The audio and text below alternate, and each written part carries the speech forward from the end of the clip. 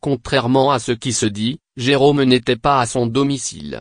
Lorsque nous l'avons appelé pour lui dire que les policiers étaient là, il est venu de son propre chef, et les policiers l'ont arrêté. Il n'y a eu aucune bagarre, a expliqué Modibo Diallo. Il a tenu ses propos ce vendredi lors d'une conférence de presse consacrée à ce sujet. Selon l'avocat, l'affaire Bandiaki, qui fait couler beaucoup d'encre, n'est pas ce que les gens croient.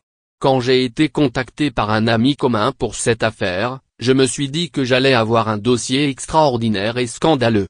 Mais grande a été ma surprise en constatant, au fil des différents épisodes de l'enquête, que la montagne avait accouché d'une souris, a souligné l'avocat. Diallo a déploré la manière dont son client a été arrêté. Dans une république démocratique, on doit protéger la liberté des citoyens, c'est-à-dire que son domicile ne doit pas être violé, son intimité ne doit pas être mise à mal. La police ne doit pas débarquer chez quelqu'un sans avoir constaté une infraction ou sans un mandat. Ce qui s'est passé avec Jérôme me semble anormal, car la police aurait pu le convoquer pour qu'il réponde aux questions, étant donné qu'ils ont affirmé l'avoir appelé pour les besoins de l'enquête. S'il avait été convoqué, il aurait répondu.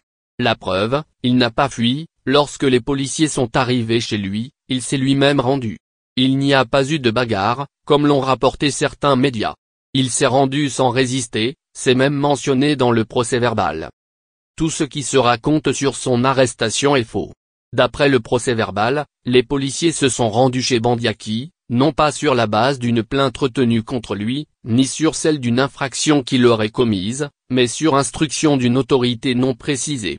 Donc, la police a fait une descente musclée chez Jérôme Bandiaki, a affirmé l'avocat. Il a ajouté qu'en plus de l'avoir arrêté de manière anormale, les policiers avaient récupéré son sac contenant 1,4 million CFA. Ils ont également pris des passeports et des outils de gardiennage. Je précise que Jérôme Bandiaki possède une société de gardiennage agréée, donc il n'est rien d'anormal qu'il détienne ces outils, a-t-il souligné. Revenant sur les faits reprochés à Jérôme Bandiaki, l'avocat a expliqué en détail que Bandiaki assurait la sécurité de l'ancien président et de son premier ministre, ce qui nécessitait qu'il dispose d'un passeport diplomatique pour voyager avec eux.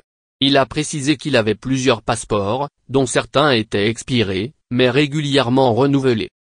Là où se trouve le problème, déclare l'avocat, c'est qu'on lui a demandé pourquoi son passeport indiquait agent administratif alors qu'il n'est pas agent administratif. Il a répondu qu'on lui avait attribué cette qualité.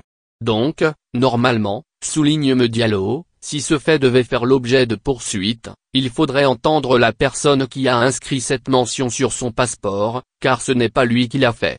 Ainsi, il est poursuivi pour usurpation de fonction. On lui demande ce qu'il fait dans un logement administratif. Il a expliqué que, en tant que responsable de la sécurité du Premier ministre puis du Président de la République, la primature lui avait attribué un logement administratif.